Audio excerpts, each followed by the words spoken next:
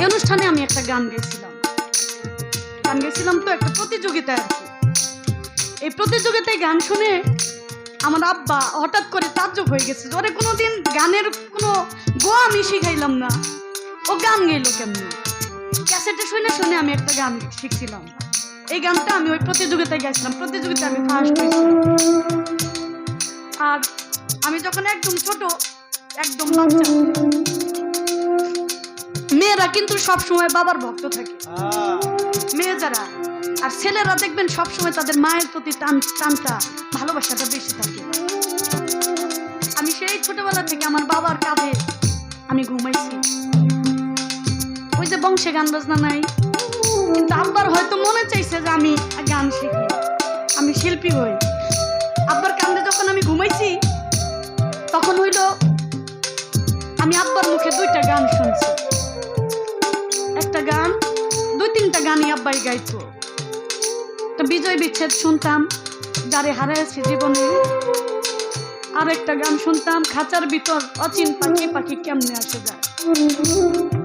আর একটা গান শুনতাম, দয়াল আমার এই পথ দিয়ে আসবে রে, আমি সদাই থাকি পঞ্চের দিকে। দু তিনটা গানই আমি আব্বার মুখে শুনতাম। আমি যদি 5 মিনিটের জন্য আমি নানা বাড়িতে যেতাম, আমার আব্বা আমারে কান্দে করে নিয়ে আসতো। কিন্তু দেখেন কি দুর্ভাগ্য আমার, হ্যাঁ কি দুর্ভাগ্য আজকে আমার। আমি এইখান দিয়েই আসি। আপনাদের কি মনে হয় যে আমার বাবা যদি বেঁচে থাকতো, আমার আব্বাই এইখান দিয়ে আমি গানে এসছি, উনি না এসে পারতো? আগে আমার ফোন দিয়ে জানিয়ে দিত আমার কিন্তু নিয়ে যাইও। এটা আমার জীবনের একটা স্মৃতি আর কি। এক ছিল গানে না আসতাম, শিল্পী না হইতাম। এক ছিল বাবাটা যদি বেঁচে থাকতো, তারপরে আমি একটা গান শুনে আমি যখন গানের জগতে আসলাম, যখন আম্মার কাছে গেলাম, তখনই আমার আব্বাটা মারা গেল। আমার আব্বাটা আম্মার কাছে যাওয়ার কিছুদিন আগে আমার আব্বাটা আমাকে ছেড়ে চলে গেল। দেখেন, যার পৃথিবীতে বাবা নাই, যার পৃথিবীতে মা নাই, যে ভক্তের একজন মুর্শিদ নাই, তার পৃথিবীতে জোড়ার দুইটা কবুতর থাকলেও, পাখি থাকলেও, একটা পাখি হয়তো মারা যায়, আরেকটা পাখি বাঁচে, কিন্তু প্রাণ ছাড়া প্রাণ নাই। শুধু শূন্য দেহ, শূন্য খাঁচাটা নিয়ে আসে ঘুরে বেড়ায়, তার ভিতরে সেই আনন্দ, সেই শান্তি, সেই প্রশান্তিটুকু আর থাকে না। ইয়াং জেনারেশন ভাইরা আছেন, কথা বলি, যার মা বাবা আছে, একটু মা বাবার কথা শুনেন, একটু মা বাবার কাছে যান, একটু মা বাবাকে ভালোবাসেন। শুধু মা বাবাকে না, ছোটকাল থেকে একজন পীরেরও সঙ্গ করেন, তাহলে মানুষ হতে পারবেন। মানুষ হতে যে কেন হয়, মানুষ কিন্তু পোশাক মাত্র পড়ছি, মানুষ হইতে পারে না। একজন কামেল পীরের সঙ্গ নিলেই কেবল মানুষ হওয়া সম্ভব। আমার মনে হইতেছে যে এই বাড়িরও যিনি মনসুর পীর সাহেব, উনি আছে, উনিও নাই। এই বাড়িটাই যদি আজকে উনি থাকতো, উনি হাসছে, ঘুরছে, ফিরছে, ওনার সন্তান, ওনার কত পরিচিত লোকজন আজকে থাকলে ভালো লাগতো না? তাদের মনটার ভিতরেও কিন্তু একটা হাহাকার, একটা অশান্তি কিন্তু বিরাজ করতেছে। তাই আমি আমার সেই বাবা, সেই পছন্দের গানটা আমি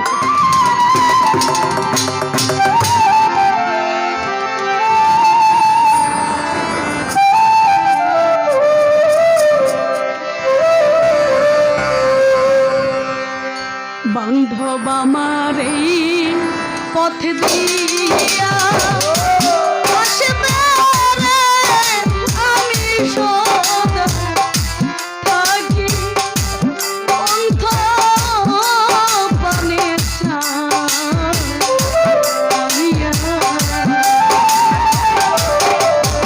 আমার এই পথ দিয়া আসবে রে, আমি সদা পাখি